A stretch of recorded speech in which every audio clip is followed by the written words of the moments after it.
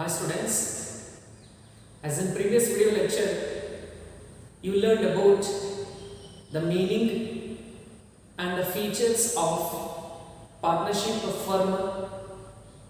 Now, in this class, we will going to discuss about the merits and limitations of partnership firm. आपने विद्यार्थिಗಳೇ previous video lecture ಅಲ್ಲಿ ಪಾಲುದಾರಿಕೆ ಅರ್ಥ ಮತ್ತು ಪಾಲುದಾರಿಕೆ ವ್ಯವಹಾರ ಸಂಸ್ಥೆಯ ಲಕ್ಷಣಗಳ ಕುರಿತಾಗಿ ಅಧ್ಯಯನವನ್ನು ಮಾಡಿದ್ವಿ. ಇಂದಿನ ಈ ತರಗತಿಯಲ್ಲಿ ಪಾಲುದಾರಿಕೆ ವ್ಯವಹಾರದ ಅನುಕೂಲತೆಗಳು ಮತ್ತು ಅನಾನುಕೂಲತೆಗಳು ಅಥವಾ ಮಿತಿಗಳ ಕುರಿತಾಗಿ ಅಧ್ಯಯನವನ್ನು ಮಾಡೋಣ. So as you know, the partnership firm is to be started by making an agreement between the partners. By conducting the business activities, the partners are going to share all the profit and losses as per agreed proportion, and it is to be governed by Indian Partnership Act 1932. ಆತ್ಮೀಯ ವಿದ್ಯಾರ್ಥಿಗಳೇ, ನಿಮ್ಗೆ already ಗೊತ್ತಿದೆ, ಪಾಲುದಾರಿಕೆ ವ್ಯವಹಾರ ಸಂಸ್ಥೆ ಅಂದ್ರೆ ಒಂದು ಒಪ್ಪಂದವನ್ನು ಮಾಡಿಕೊಳ್ಳುವ ಮೂಲಕ ಇಬ್ಬರು ಅಥವಾ ಇಬ್ಬರಿಗಿಂತ ಹೆಚ್ಚಿನ ವ್ಯಕ್ತಿಗಳು ಸೇರಿ ಬಂಡವಾಳವನ್ನು ಹೂಡಿಕೆ ಮಾಡಿ ವ್ಯವಹಾರದಿಂದ ಬಂದಂತಹ ಲಾಭ ಮತ್ತು ನಷ್ಟಗಳನ್ನು ನಿರ್ದಿಷ್ಟ ಪ್ರಮಾಣದಲ್ಲಿ ಹಂಚಿಕೊಳ್ಳುವುದರ ಮೂಲಕ ವ್ಯವಹಾರವನ್ನು ನಡೆಸುತ್ತಾರೆ. ಪಾಲುದಾರಿಕೆ ವ್ಯವಹಾರ ಸಂಸ್ಥೆಯು ಭಾರತೀಯ ಪಾಲುದಾರಿಕೆ ಕಾಯ್ದೆ 1932ರ ಎಲ್ಲ ರೀತಿಯ ಕ್ರಮಗಳನ್ನು ಮತ್ತು ನಿಯಮಗಳನ್ನು ಅನುಸರಿಸುವುದರ ಮೂಲಕ ಏನಾಗುತ್ತೆ, ಸ್ಥಾಪಿತಗೊಳ್ಳುತ್ತದೆ. So all those things you learned in previous video lecture. If you not watch that video, I have given the link in the description box, and do check the description box and watch the video of meaning and features of partnership firm. Then coming to the concept, today's topic is merits of partnership firm. ಪಾಲುದಾರಿಕೆ ವ್ಯವಹಾರ ಸಂಸ್ಥೆಯ ಅನುಕೂಲತೆಗಳು.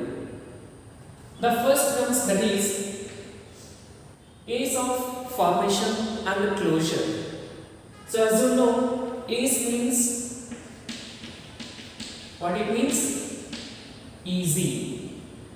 So here the partnership firm can be started by making an agreement between the partners, and by taking the opinion and the signatures of all the partners in a firm.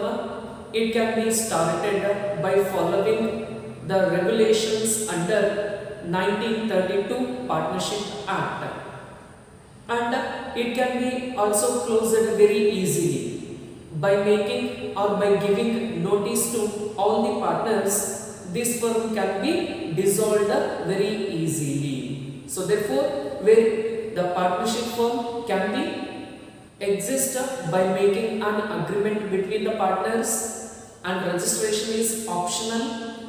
And if the partners want to dissolve the firm, means by giving a notice to the members of partnership firm, it can be dissolved very easily.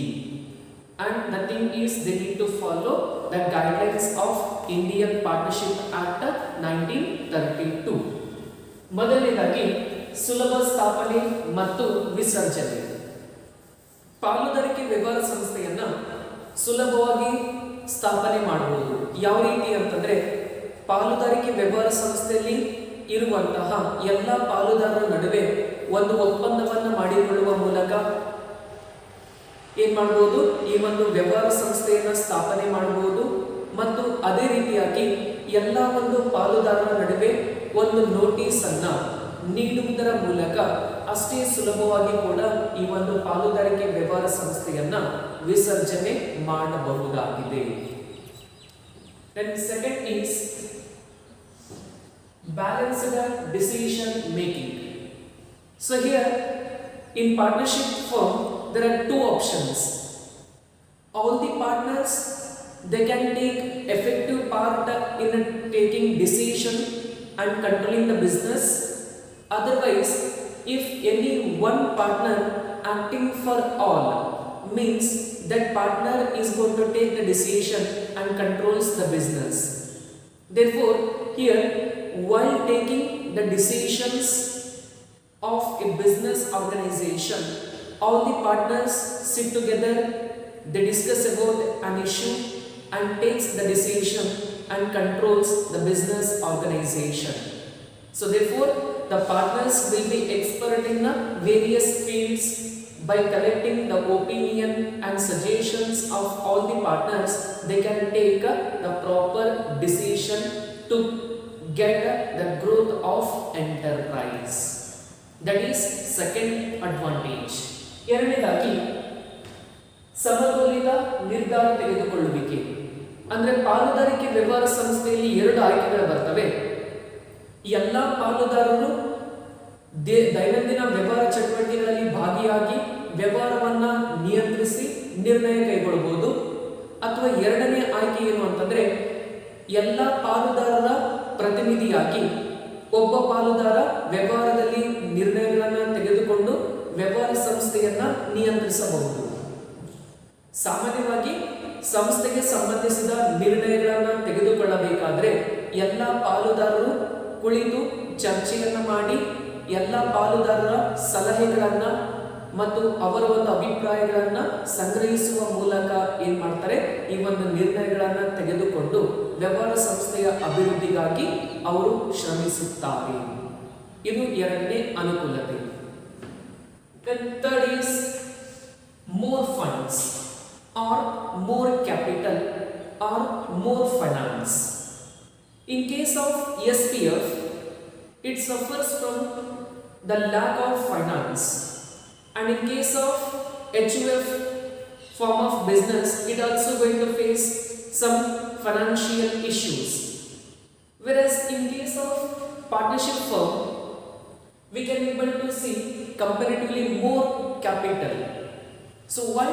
Because there is minimum 2 members and the maximum 50 members of partners can be joined. Means all the partners, they are contributing capital, means that collective capital result in a more financial resource of an enterprise. Therefore, in case of partnership, compared to SPF, we can able to see more finance in the partnership firm. ಮೂರನೇದಾಗಿ ಹೆಚ್ಚಿನ ಹಣಕಾಸು. ಪಾಲುದಾರಿಕೆ ವ್ಯವಹಾರ ಸಂಸ್ಥೆಯಲ್ಲಿ ಕನಿಷ್ಠ 2 ಪಾಲುದಾರರು ಇದ್ದರೆ ಗರಿಷ್ಠ ಮಿತಿ 50 ಆಗಿರುತ್ತೆ. ಎಲ್ಲ ಪಾಲುದಾರರು ಹಣವನ್ನ ಬಂಡವಾಳದ ರೂಪದಲ್ಲಿ ಹೂಡಿಕೆ ಮಾಡುವುದರಿಂದ ಇಲ್ಲಿ ವ್ಯವಹಾರ ನಡೆಸುವುದರಲ್ಲಿ ಹೆಚ್ಚಿನ ಪ್ರಮಾಣದ ಹಣಕಾಸನ್ನ ಕಾಣಬಹುದಾಗಿದೆ. ಆದ್ರೆ SPF ಅಲ್ಲಾದ್ರೆ ಮಾಲೀಕ ಒಬ್ಬನೇ ಇರ್ತಾನೆ, ಅವರೊಬ್ಬರೇ ದುಡ್ಡನ್ನ ಇನ್ವೆಸ್ಟ್ ಮಾಡ್ತಾರೆ, ಅಲ್ಲಿ ಹಣಕಾಸಿನ ತೊಂದರೆ ಇರುತ್ತೆ. ಆದ್ರೆ ಈ ಒಂದು ಪಾಲುದಾರಿಕೆಯಲ್ಲಿ ಆ ರೀತಿಯ ತೊಂದರೆ ಇರುವುದಿಲ್ಲ. ಯಾಕೆ? ಹೆಚ್ಚಿನ ಸಂಖ್ಯೆಯ ಪಾಲುದಾರರು ಇರ್ತಾರೆ. Then fourth is sharing of risk, ನಷ್ಟ ಭಯಗಳ ಹಂಚಿಕೆ. In case of partnership firm, if the firm has faced any loss, means that the risk of loss is to be shared among the partners. Therefore, the partners of partnership firm have unlimited liability. So the risk of loss is to be shared between all the partners. ನಷ್ಟ ಭಯಗಳ ಹಂಚಿಕೆ. ಪಾಲುದಾರಿಕೆ ವ್ಯವಹಾರ ಸಂಸ್ಥೆಯಲ್ಲಿ ಇರುವಂತಹ ಎಲ್ಲ ಪಾಲುದಾರರು ವ್ಯವಹಾರ ಸಂಸ್ಥೆಗೆ ಬಂದಂತಹ ಲಾಭವನ್ನ ಯಾವ ರೀತಿ ಹಂಚಿಕೆ ಮಾಡ್ಕೊತಾರೆ, ಅದೇ ರೀತಿಯಾಗಿ ಬಂದಂತಹ ನಷ್ಟಗಳನ್ನು ಕೂಡ ಹಂಚಿಕೊಳ್ಳುತ್ತಾರೆ. ಆದ್ದರಿಂದ ಇಲ್ಲಿ ಬಂದಿರತಕ್ಕಂಥ ವ್ಯವಹಾರ ಸಂಸ್ಥೆಯ ಎಲ್ಲ ನಷ್ಟಗಳನ್ನ ಎಲ್ಲ ಪಾಲುದಾರರ ನಡುವೆ ಹಂಚಿಕೆಯಾಗುವುದರಿಂದ ಇಲ್ಲಿ ಒಬ್ಬ ವ್ಯಕ್ತಿ ನಷ್ಟವನ್ನ ಭರಿಸುವ ಒಂದು ಸಾಮರ್ಥ್ಯವನ್ನ ಕಡಿಮೆಗೊಳಿಸುತ್ತೆ, ಆ ಒಂದು ತೊಂದರೆಯನ್ನ ನಿವಾರಿಸುತ್ತದೆ. ಆದ್ದರಿಂದ ಇಲ್ಲಿರ್ತಕ್ಕಂಥ ಪಾಲುದಾರರ ಹೊಣೆಗಾರಿಕೆ ಅನಿಯಮಿತವಾಗಿರುತ್ತದೆ. ದೆನ್ ಲಾಸ್ಟ್ ಸೀಕ್ರೆಸಿ ಅಂದ್ರೆ ಗೌಪ್ಯತೆ. So the financial informations of partnership firm is not compulsory to disclose to the public. So the financial matters of an organization can be disclosed among only the partners. So there is no compulsion to disclose the financial information to the general public. So therefore the firm can able to maintain the secret of business information.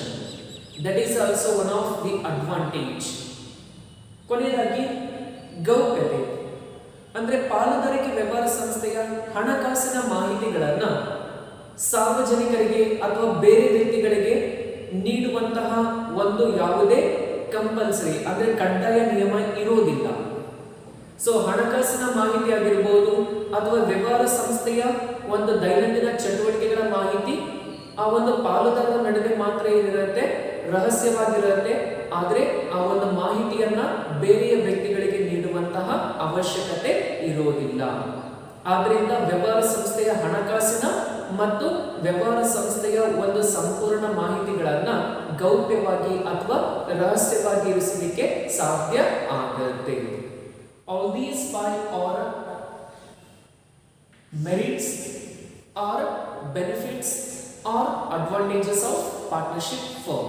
ಈ 5 ರೀತಿಯಾಗಿರತಕ್ಕಂಥ ಒಂದು ಅನುಕೂಲತೆಗಳು ಅಥವಾ ಲಾಭಗಳನ್ನ ಪಾಲುದಾರಿಕೆ ಪ್ರಕಾರದ ವ್ಯವಹಾರ ಸಂಸ್ಥೆಯ ಮೂಲಕ ಪಡೆಯಬಹುದಾಗಿದೆ.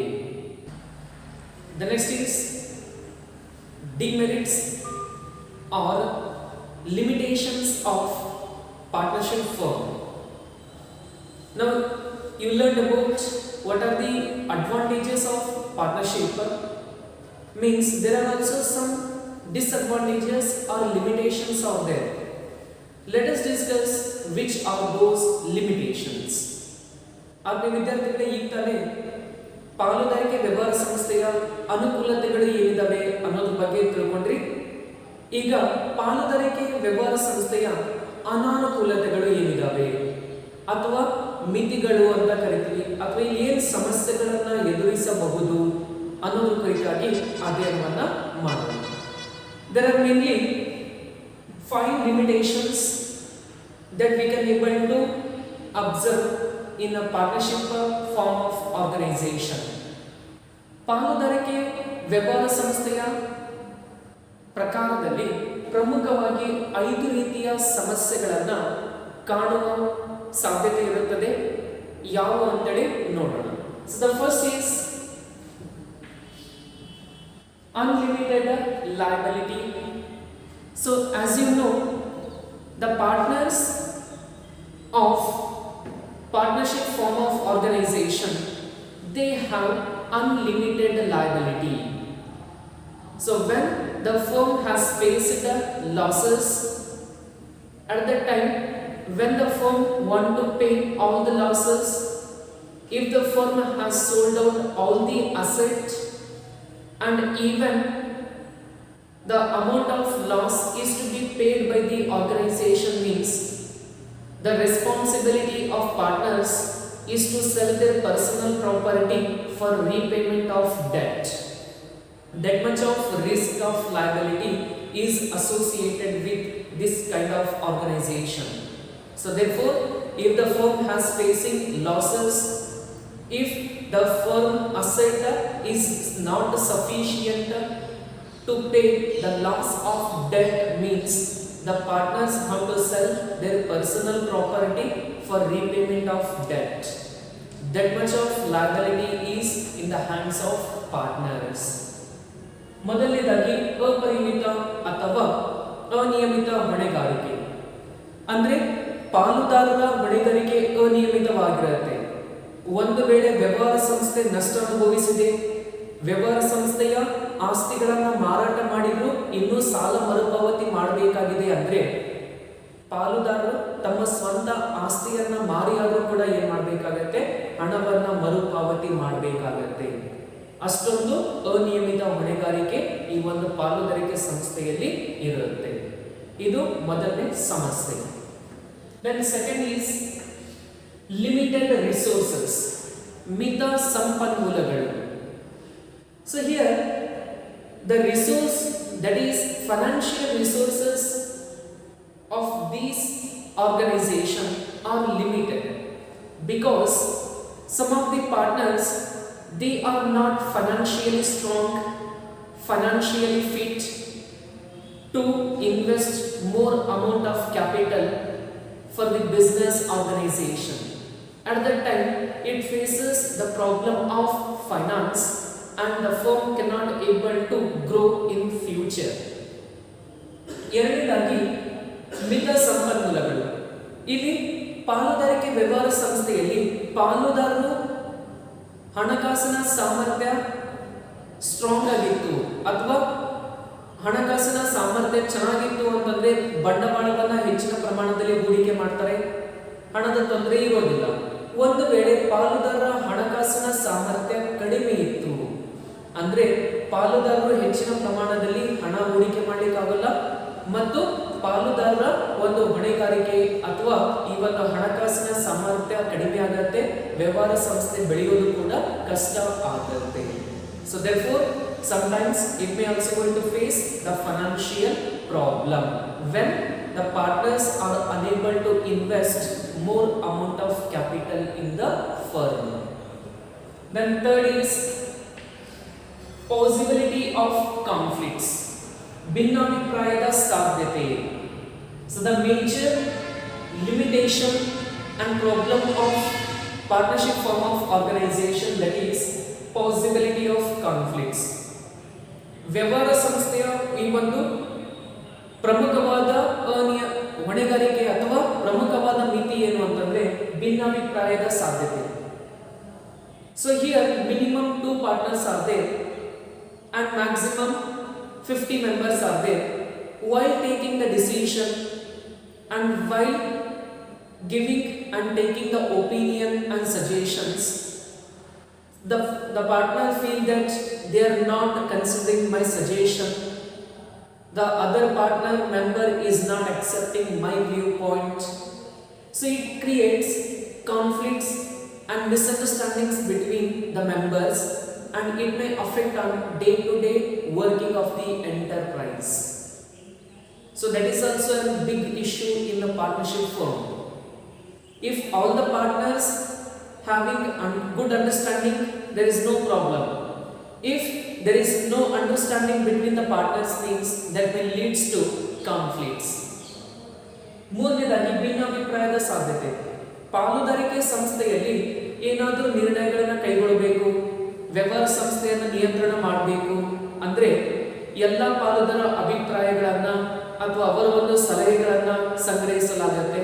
ಅಂತಹ ಸಂದರ್ಭದಲ್ಲಿ ಪಾಲುದಾರರ ನಡುವೆ ಏನಾದರೂ ಭಿನ್ನಾಭಿಪ್ರಾಯಗಳು ಅಂದ್ರೆ ನಾನು ಹೇಳಿರ್ತಕ್ಕಂಥ ಮಾತನ್ನ ಅವ್ರು ಕೇಳ್ತಾ ಇಲ್ಲ, ಅವ್ರು ಹೇಳಿರ್ತಕ್ಕಂಥ ಮಾತನ್ನ ಮಾತ್ರ ಕೇಳ್ತಾ ಇದ್ದಾರೆ ಎನ್ನುವಂತಹ ಭಾವನೆ ಬಂದಾಗ ಪಾಲುದಾರರ ನಡುವೆ ಏನಾಗುತ್ತೆ, ಜಗಳಗಳು ಮತ್ತು ವೈಮನಸ್ಸು ಉಂಟಾಗುವ ಸಾಧ್ಯತೆ ಇರುತ್ತೆ. ಇದು ದೈನಂದಿನ ವ್ಯವಹಾರದ ಮೇಲೆ ಒಂದು ಪರಿಣಾಮವನ್ನ ಬೀರುತ್ತದೆ. And fourth, lack of continuity, ಮುಂದುವರಿಕೆಯ ಕೊರತೆ. So the continuation of business may be affected on death, retirement, insolvency or insanity of a partner. Say for example, there are 2 partners. In these 2 partners, one partner has got retired from partnership. So the remaining one partner cannot able to continue. So they can join new partner and continue the business, and they may not continue the business. There is no guarantee that the business would be continued for more and more years. Therefore, it may affect on death, retirement or insolvency of partners. ನಾಲ್ಕನೇದಾಗಿ ವ್ಯವಹಾರ ಸಂಸ್ಥೆಯು ಯಾವುದೇ ಒಬ್ಬ ಪಾಲುದಾರರ ಮರಣ, ನಿವೃತ್ತಿ ಮತ್ತು ಪಾಲುದಾರನ ಅಸಾಮರ್ಥ್ಯತನದಿಂದ ಮುಂದುವರಿಯಬಹುದು ಅಥವಾ ಮುಂದುವರಿಯದೇ ಇರಬಹುದು. ಉದಾಹರಣೆಗೆ ಇಬ್ಬರು ಪಾಲುದಾರಿದ್ದರೆ ಇಬ್ಬರಲ್ಲಿ ಒಬ್ಬ ಪಾಲುದಾರ ನಿವೃತ್ತಿ ಹೊಂದಿದ್ದಾನೆ ಅಂತಂದ್ರೆ ಉಳಿದಂತ ಒಬ್ಬ ಪಾಲುದಾರ ಹೊಸ ಪಾಲುದಾರರನ್ನ ಅಥವಾ ಹೊಸ ವ್ಯಕ್ತಿಯನ್ನ ಜಾಯಿನ್ ಮಾಡಿಕೊಂಡು ವ್ಯವಹಾರವನ್ನ ಕಂಟಿನ್ಯೂ ಮಾಡಬಹುದು ಅಥವಾ ಮಾಡದೇ ಇರಬಹುದು. ಆದ್ದರಿಂದ ಮುಂದುವರಿಕೆಯ ಕೊರತೆ ಇಲ್ಲಿರುತ್ತೆ. Then last, fifth is lack of public confidence. ಸಾರ್ವಜನಿಕ ವಿಶ್ವಾಸದ ಕೊರತೆ. So here, partnership firm is not disclosing any financial information and business information to the general public means they don't know about the financial stability and business operations of the enterprise, and automatically the public may not get confidence on this kind of organization. That is also a problem to the partnership firm. ಕೊನೆಯದಾಗಿ ಸಾರ್ವಜನಿಕ ವಿಶ್ವಾಸದ ಕೊರತೆ. ಪಾಲುದಾರಿಕೆ ವ್ಯವಹಾರ ಸಂಸ್ಥೆ ಅಧಿಕೃತವಾಗಿ ಮತ್ತು ಕಾನೂನುಬದ್ಧ ರೀತಿಯಲ್ಲಿ ಯಾವುದೇ ರೀತಿಯ ಹಣಕಾಸಿನ ಮಾಹಿತಿಗಳನ್ನು ಅಥವಾ ವ್ಯವಹಾರದ ಮಾಹಿತಿಗಳನ್ನು ಸಾರ್ವಜನಿಕರಿಗೆ ತಿಳಿಸುವ ಅಗತ್ಯತೆ ಇರುವುದಿಲ್ಲ. ಅಂದ್ರೆ ನಾವು ಯಾವುದೇ ಮಾಹಿತಿಯನ್ನ ಜನಸಾಮಾನ್ಯರಿಗೆ ನೀಡ್ತಾ ಇಲ್ಲ ಅಂದ್ರೆ ಅವರಿಗೆ ನಮ್ಮೊಂದು ವ್ಯವಹಾರ ಸಂಸ್ಥೆಯ ಮೇಲೆ ವಿಶ್ವಾಸ ಬರುವುದಿಲ್ಲ. ಅದೇನಾಗುತ್ತೆ, ಒಂದು ವ್ಯವಹಾರ ಸಂಸ್ಥೆಯ ಒಂದು ಮುಂದುವರಿಕೆಗೆ ಕೊರತೆಯಾಗುತ್ತೆ. That is the fifth drawback, lack of public confidence. All these five are the demerits or limitations of partnership firm. ಈ 5 ರೀತಿಯಾಗಿರ್ತಕ್ಕಂಥ ಒಂದು ಸಮಸ್ಯೆಗಳನ್ನ ಪಾಲುದಾರಿಕೆ ಸಂಸ್ಥೆಯಲ್ಲಿ ಕಾಣಬಹುದಾಗಿದೆ. So this is about the merits and demerits of partnership firm. Do copy all the information in your running notes. ಈ ಎಲ್ಲ ಮಾಹಿತಿಗಳನ್ನು ನೀವು ಕ್ರಮಬದ್ಧವಾಗಿ ನಿಮ್ಮ ಒಂದು ವ್ಯವಹಾರ ಅಧ್ಯಯನ ನೋಟ್ಸ್ ಅಲ್ಲಿ ಬರೆಯಿರಿ. ಧನ್ಯವಾದಗಳು.